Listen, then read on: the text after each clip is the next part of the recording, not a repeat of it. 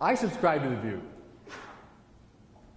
that religion was not the implacable enemy of science, but in fact, religion, Christianity in particular, was the condition for the possibility of the emergence of the sciences. See, ask yourself the question, why did the modern sciences, as we know them, the physical sciences, emerge where and when they did? They didn't emerge in China, for example, or in Asia. They did not emerge in the Middle East. They did not emerge in Africa. How come they emerged where and when they did? I think quite persuasive is the argument that they did so because they emerged out of a Christian thought world, a Christian intellectual milieu. Now, what do I mean? What are two conditions for the possibility of the modern physical sciences? I'd say, first of all, the conviction that the world is not God. Now, that might sound trivial, but think of how many cultures and civilizations have divinized the world. These forms of pantheism or nature mysticism.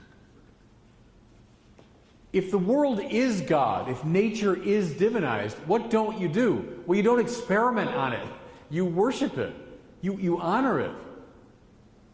I'm not necessarily bad-mouthing it. There's great truth in that. But what's not going to happen is the emergence of the sciences. Because you won't cut up and dissect and experiment upon something that you're worshiping as divine, right?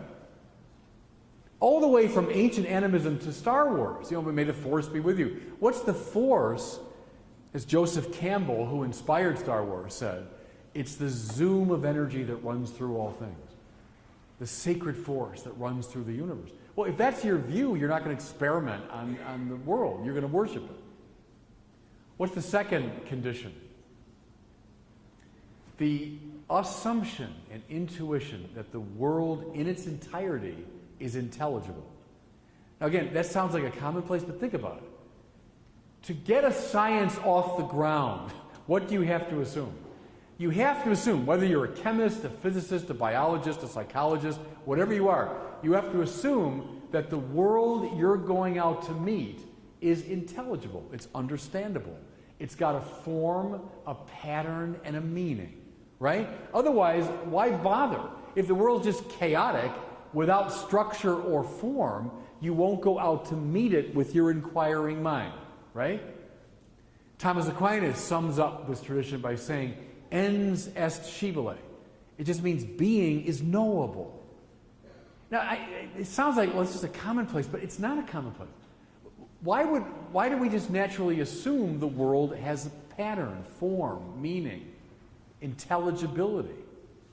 I'll tell you why. Because we came out of a Christian thought world,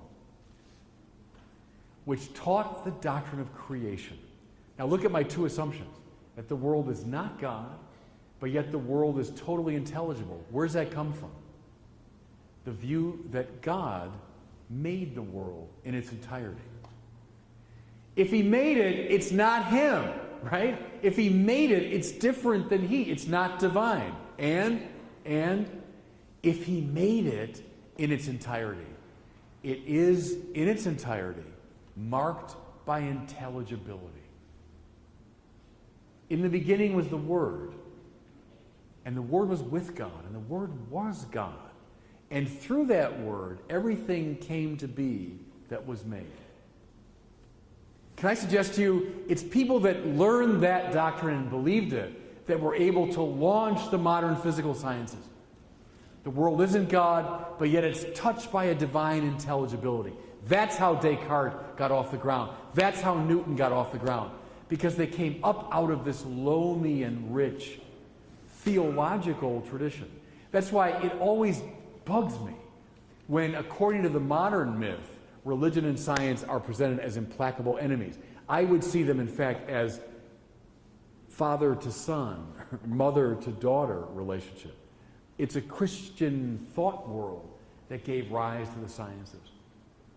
Just a last observation, because I love telling the story because most Catholics don't know it. You know the Big Bang theory of cosmic origins that almost everybody subscribes to now, right? That there was this singularity where all of what became time and matter, energy, was all concentrated in one great point, which then explodes and then keeps expanding, and that's the universe that we're studying even to this day, the Big Bang Theory. You know who formulated that? A fellow named Georges Lemaitre. Georges Lemaitre was Father Georges Lemaitre. He was a Catholic priest. And there's wonderful photos. Go on my website and you'll see we did a video on this. Lemaitre had to convince Einstein, because Einstein didn't believe this theory. And Lemaitre eventually convinced Einstein. So we found these wonderful photos of Georges Lemaitre with a big Roman collar about 8 inches tall, at a blackboard, and Einstein is standing here, and he's like, that's interesting.